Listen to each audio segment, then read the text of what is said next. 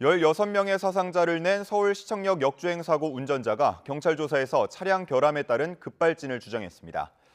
경찰이 운전자 차모 씨에 대한 음주 측정을 사고 한참 뒤 병원에서 진행한 사실도 뒤늦게 드러났는데요. 취재 기자 연결해서 상세한 내용 들어보겠습니다. 양동훈 기자. 네, 양동훈입니다.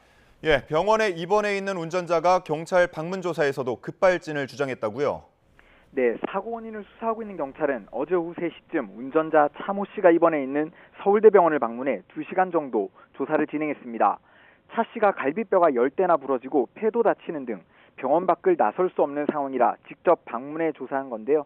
교통사고 조사 경력만 20년이 넘는 베테랑 경찰관 4명이 투입됐습니다. 차 씨는 경찰 조사에서 브레이크를 밟았지만 딱딱했다고 진술한 거로 전해졌습니다.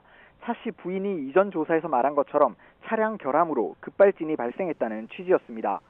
경찰은 차 씨의 건강 상태를 고려해 상세한 사고 상황을 하나하나 캐묻기보단 일단 진술을 듣는 데 집중한 거로 알려졌는데요.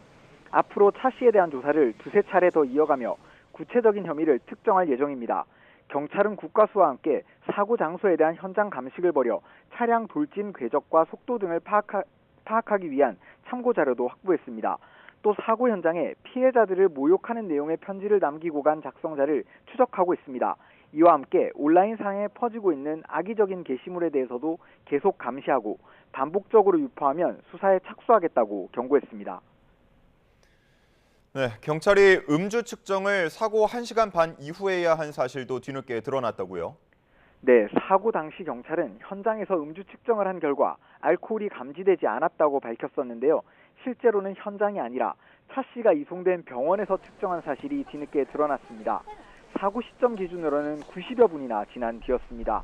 경찰은 차 씨가 갈비뼈가 여러 대 부러져 고통을 호소하고 있는 상황에서 측정을 곧장 하기가 어려웠다고 해명했는데요. 이후 체열 검사에서도 알코올은 나오지 않았다고 설명했습니다.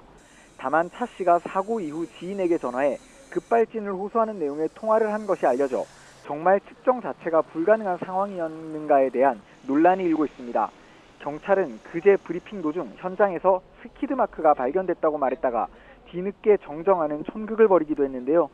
정확한 정보를 전달해 시민 혼란을 막아야 하는 경찰이 오히려 혼란을 키우는 게 아니냐는 지적은 피하기 어려워 보입니다. 지금까지 사회부에서 전해드렸습니다.